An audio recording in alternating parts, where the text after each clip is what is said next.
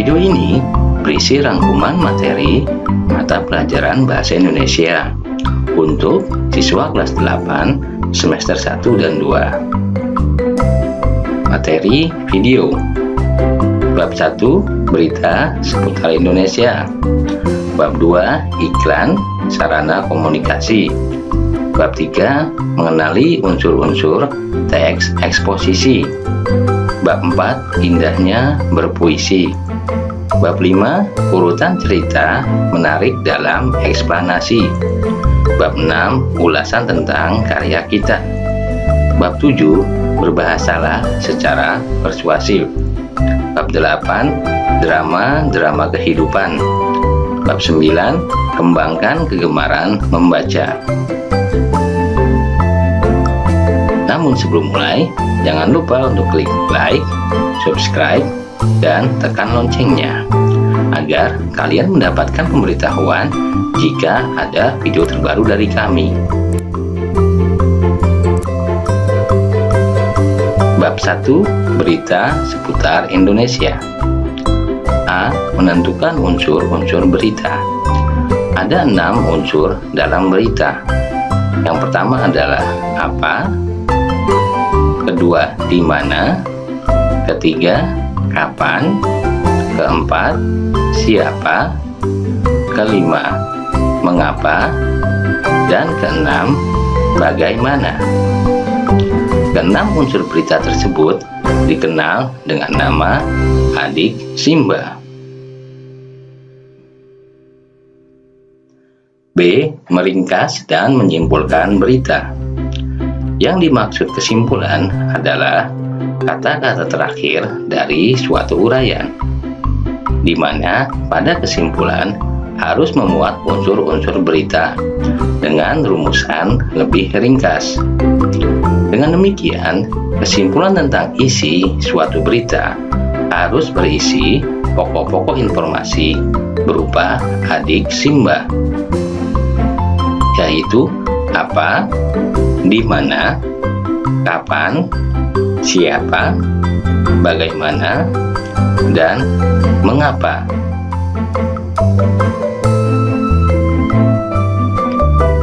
C. Menemukan struktur dan kaidah kebahasaan. Berdasarkan strukturnya, teks berita dapat dibedakan menjadi informasi penting dan informasi tidak penting. Informasi penting disebut dengan pokok informasi atau berita utama yang terletak pada kepala dan tubuh berita. Sedangkan informasi yang kurang penting disebut dengan uraian atau ekor berita.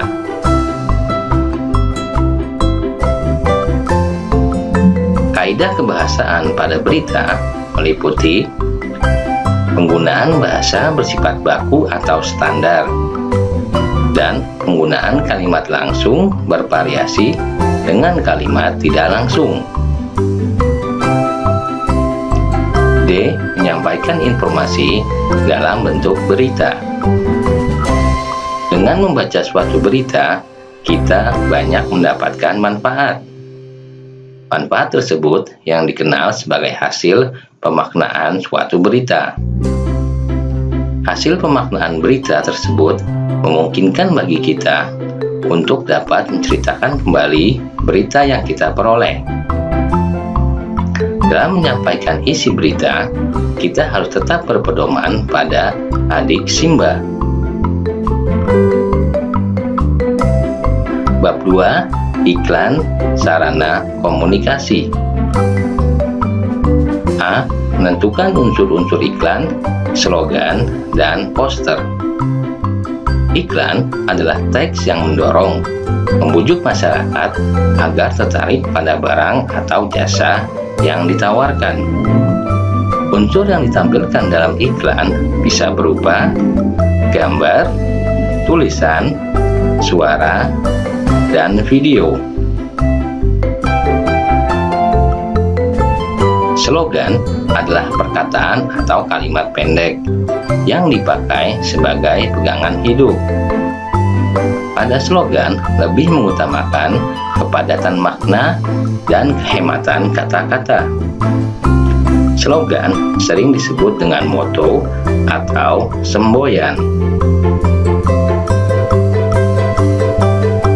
Poster adalah plakat atau kata-kata dengan gambar yang dipasang di tempat umum.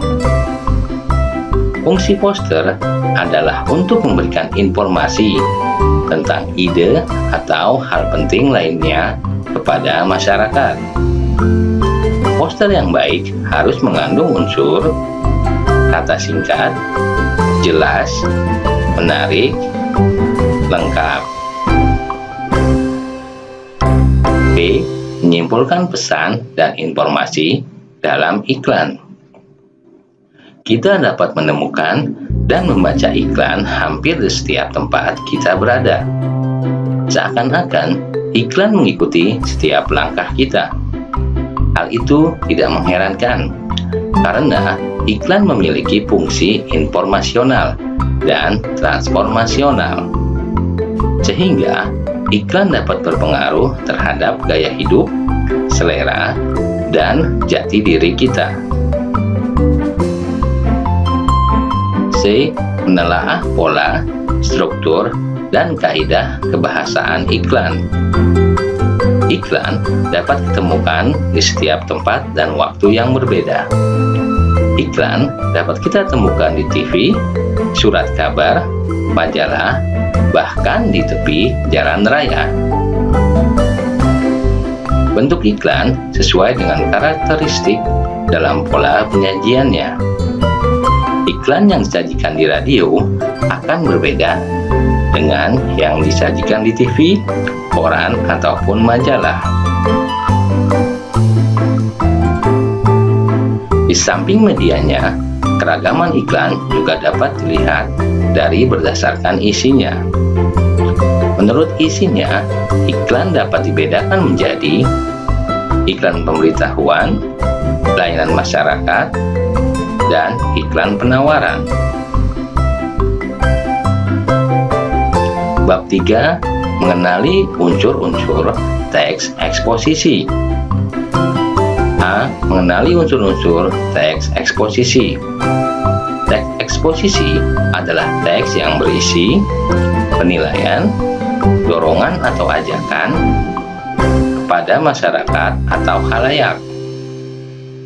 Bentuk teks eksposisi dapat ditemukan di media massa berupa esai, tajuk rencana atau editorial, tanggapan kritis, sedangkan pola yang dapat digunakan dalam mengembangkan teks eksposisi adalah pola umum khusus, pola khusus umum, pola ilustrasi, serta pola perbandingan. B. Menyimpulkan isi teks eksposisi. Pada saat kita akan membuat kesimpulan terhadap teks eksposisi, kita harus mengetahui pertama adalah gagasan umum, kedua gagasan utama, ketiga ide pokoknya. Keberadaan gagasan umum dari suatu paragraf dapat diketahui setelah membaca teks secara keseluruhan. Jenis paragraf berdasarkan gagasan umumnya terbagi dalam jenis paragraf deduktif dan paragraf induktif. C. Menelaah struktur dan kaidah teks eksposisi. Menurut strukturnya, teks eksposisi terdiri atas 3 bagian penting, yaitu pertama, tesis, kedua, rangkaian argumen, dan ketiga, penegasan ulang. Sedangkan kaidah kebahasaan teks eksposisi bersifat khusus, yaitu menggunakan kata-kata teknis sesuai dengan topik yang dibahas. D. Menyajikan teks eksposisi. Dalam sistematika penyajiannya, teks eksposisi diawali dengan pertama, tesis, Kedua, rangkaian argumentasi disertai fakta. Ketiga, diakhiri dengan penegasan ulang. Bab 4. Indahnya berpuisi. A. Menemukan unsur-unsur pembentuk puisi. Puisi adalah teks atau karangan yang mengungkapkan pikiran dan perasaan dengan mengutamakan keindahan kata.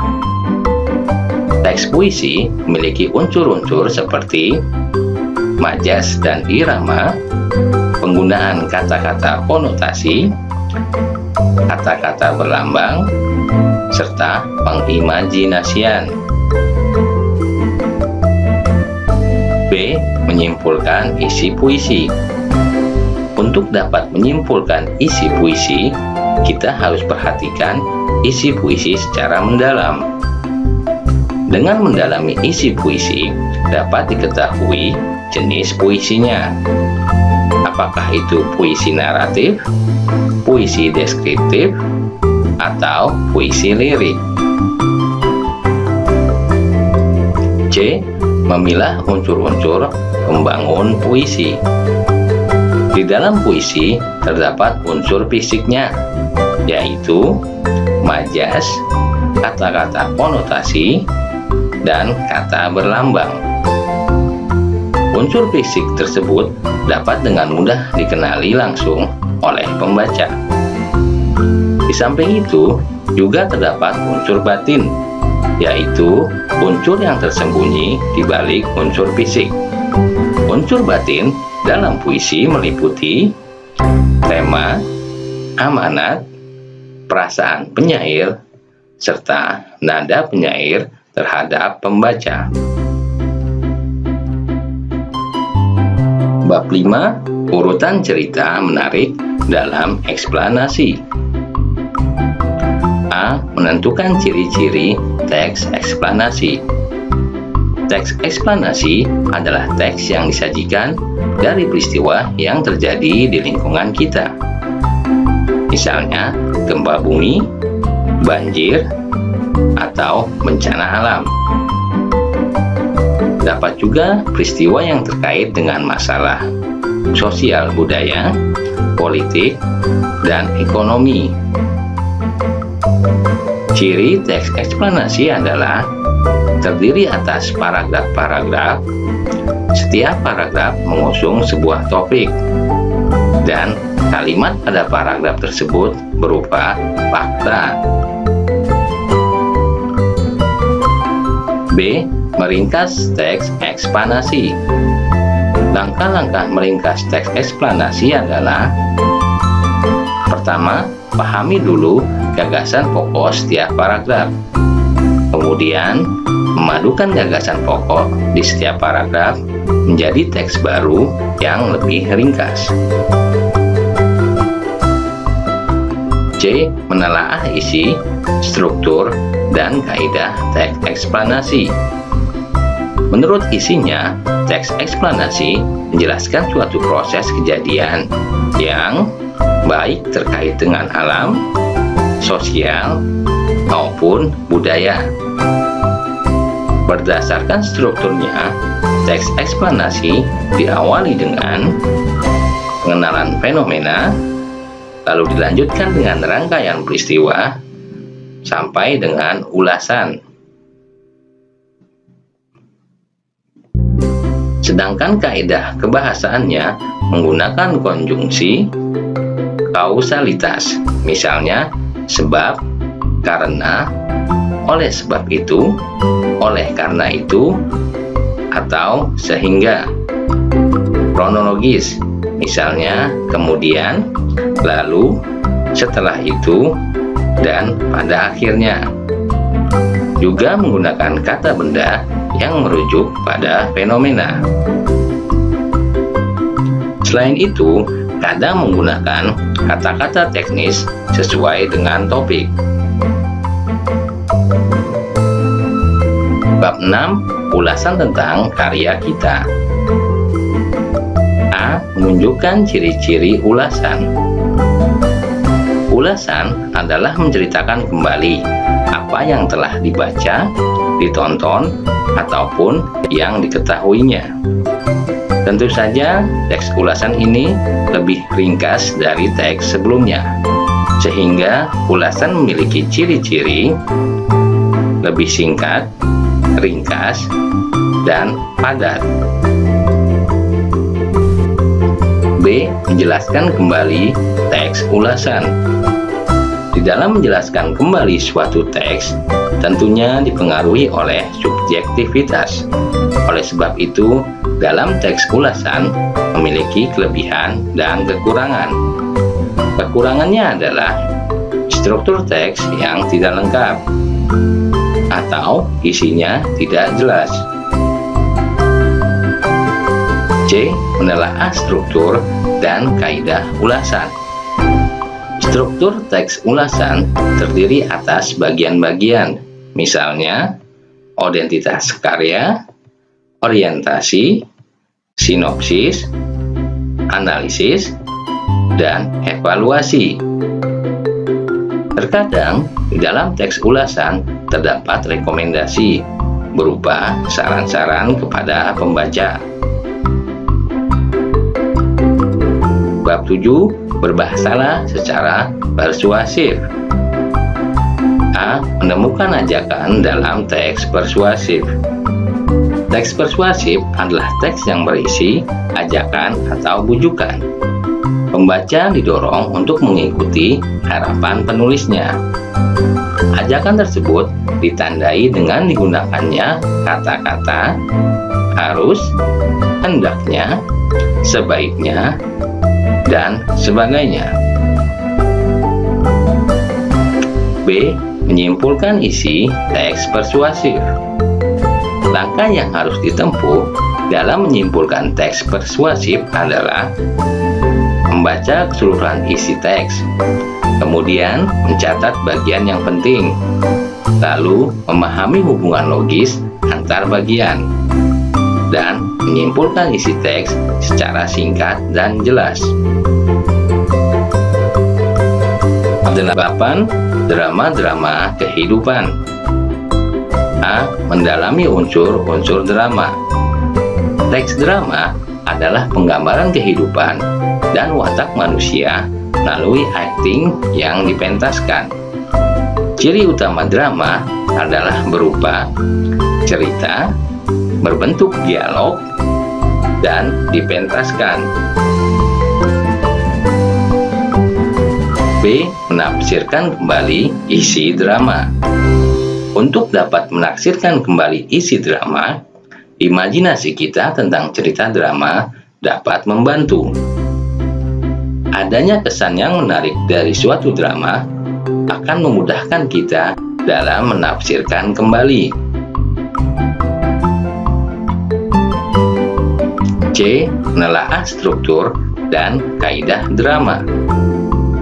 Pada umumnya, struktur drama terdiri dari prolog, dialog, dan epilog. Kalimat langsung dalam teks drama diapit oleh dua tanda petik.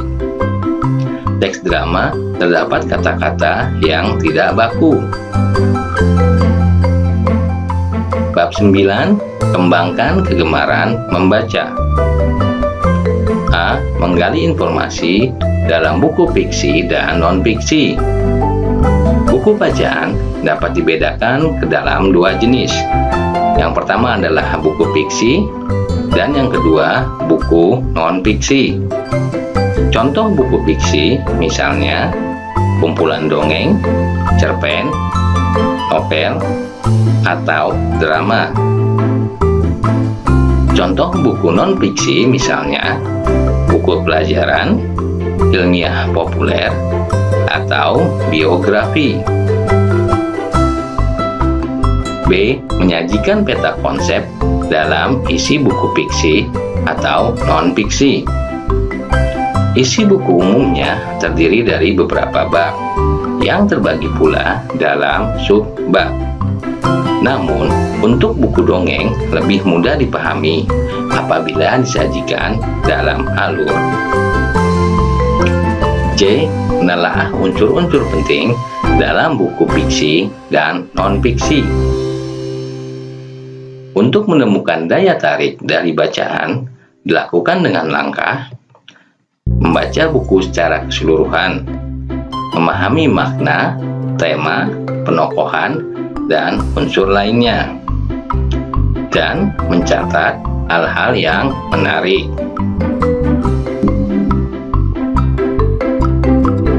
Demikianlah ringkasan materi Bahasa Indonesia kelas 8 Kurikulum 2013 edisi 2017. Sampai jumpa di video lainnya. Jangan lupa untuk subscribe, like, dan komen agar kalian mendapatkan pemberitahuan jika ada video baru dari kami.